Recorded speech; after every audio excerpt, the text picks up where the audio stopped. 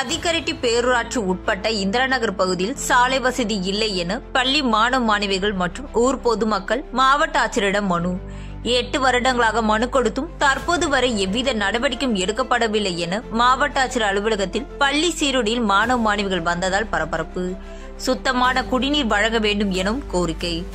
நீலகிரி மாவட்டம் அதிகரட்டி பேரூராட்சிக்கு உட்பட்ட இந்திராநகர் பகுதியில் சுமார் 30க்கும் மேற்பட்ட குடும்பங்கள் வசித்து வருவதாகவும் இங்கு சாலை வசதிகள் ஏற்படுத்தி தர வேண்டும் என கடந்த 8 ஆண்டுகளாக போராடி கொண்டு வந்துள்ளதாகவும் பலமுறை மாவட்ட ஆட்சியர் அலுவலகத்தில் மனு அளித்தும் தற்போது வரை எவ்வித நடவடிக்கையும் எடுக்கப்படவில்லை எனவும் சாலை வசதி இல்லாததால் இறந்தவர்களின் உடலை எடுத்து செல்ல முடியாத நிலை உள்ளதாகவும் முதியவர்கள் மற்றும் கர்ப்பிணி பெண்கள் அவசர கால தேவைகளுக்கு செல்ல முடியாத சூழ்நிலை ஏற்பட்டுள்ளதாகவும் பொதுமக்கள் பயன்படுத்தும் குடிநீர் தரமற்று உள்ளதாக கூறி தண்ணீர் பாட்டிலுடன் பொதுமக்கள் மாவட்ட ஆட்சியரிடம் மனு அளித்தனர்.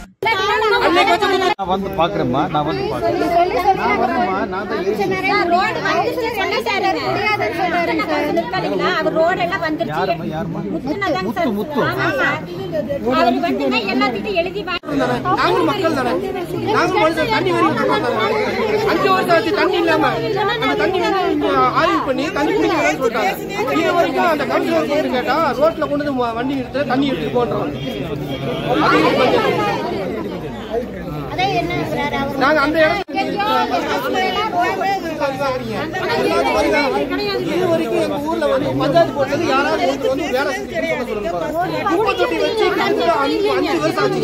இது வரைக்கும் குப்பை தொட்டியில வந்து எடுத்துட்டு போயிருக்காங்களான்னு கேளுங்க.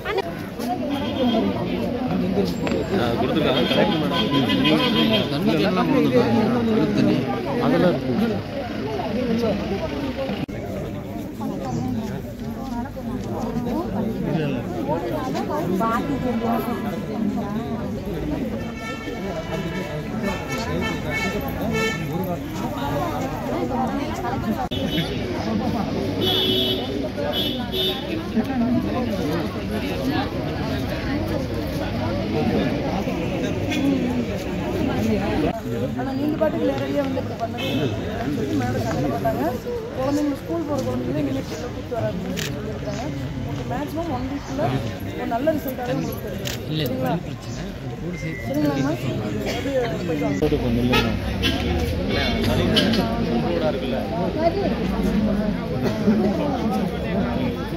மனு கொடுத்த மாதிரி. என் பேர் தமிழ் செல்வன்.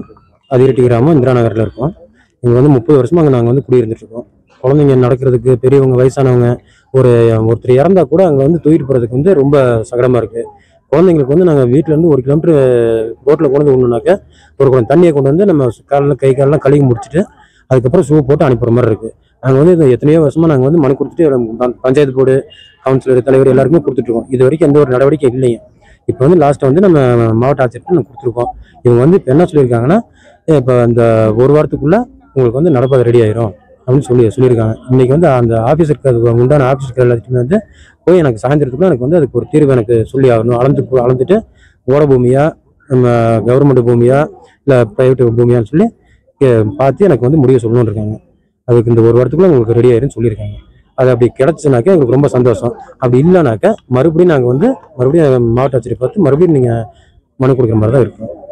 எவ்வளோ தூரத்துக்கு உங்களுக்கு அந்த ஒரு 1.5 கிலோமீட்டர் வருங்க. 1.5 கிலோமீட்டருக்கு எனக்கு வந்து சாலை ரொம்ப மோசமாக இருக்கு.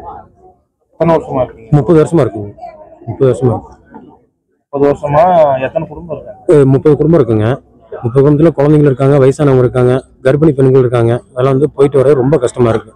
ஏன்னா இப்போ வெயில் டைமுங்கும் போது எங்களுக்கு பிரச்சனை இல்லைங்க. மழை டைம் வந்து ரொம்ப கஷ்டப்படுறோம். அதான்